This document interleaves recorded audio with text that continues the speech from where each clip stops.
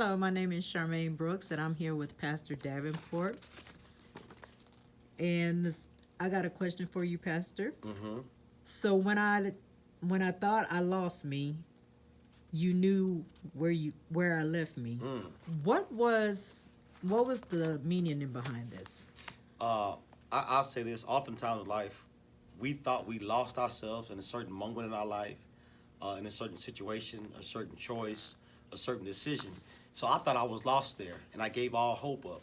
But when I ran into God, He helped me to understand that I can take you back to where you thought you lost yourself, because I know everything, and I'm going to help you find yourself. But to find yourself, it takes confrontation.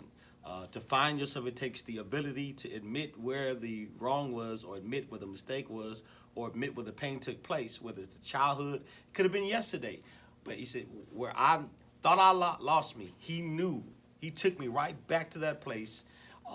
And so that's the power of it, that He takes me back to the place so I can be restored, I can be renewed from the certain, even a choice or a mistake that we may have made. Okay, and what did you mean when you say that He reintroduced me to His love? Well, I like that because it says He reintroduced me to His love. That means that at one time I understood His love. So the way that He reintroduced me to His love was the fact that where I went back to, where I made the mistake, where I failed, that I felt like I was unlovable. I felt like I was incapable of being loved by God. So what He did, He says, hi, I'm God. I love you. I know you messed up. I know you failed, but I still love you. So what He does, He proves to me that His love is still valid. He proves to me that His love is still good. And so I can just speak about my own self, that He reintroduced me to love, because I felt like the choice or the decision I made, that God couldn't love me in this mess. He couldn't love nothing about me. But I just thank God that He reintroduced me to His love. And that, to me, that's powerful. Okay, can you break this down for me? You picked up all my pieces and put me back together. So what He did was He took me back to the place where I left me, back to the place of where I was wounded or hurt. Then He took me, He picked up all my pieces, like Humpty Dumpty sat on the wall. Humpty Dumpty had a great fall. All the king horses and all the king men could not put them back together. I tell you what, go home and crack an egg and see if you can put it back together. Literally, He took Lamarr Davenport. I can't talk about nobody else. He took my cracked life, my cracked decision. He took it, and He says, He picked the pieces up. No, see, I was too weak to pick them up. I was too vulnerable to pick them up. It says He picked all the pieces up, and He put me back together. And then He puts me back together so good, like a confetti egg, that even though there's a crack or there's a flaw or there's a hole, nobody sees it, but He knows it.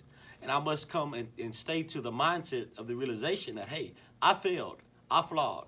And had not been for the love of Jesus, where would I be? Wow, and those are some powerful words. Do you have any other input that you would like to give? Well, I'll say this to anybody that may see this clip or this little post. God takes people who make mistakes and He restores them. He redeems. And I wish that I didn't make mistakes. I wish I never would have failed. But you can't go back in time and you can't change anything. So all we can do now is move forward. And I said something the other day in church, and when I say this, religious folks may get mad. And I said, there's some days I just don't like the Bible. I said, and what I mean by that is the Bible confronts me about who I am.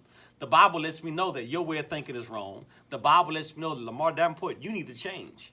And the Bible's not going to change. I got to change. I can't make the Bible to fit my emotions or what I feel. But I got to do what the Bible says, because the Bible's always right and somebody's wrong. And that somebody sometimes is me.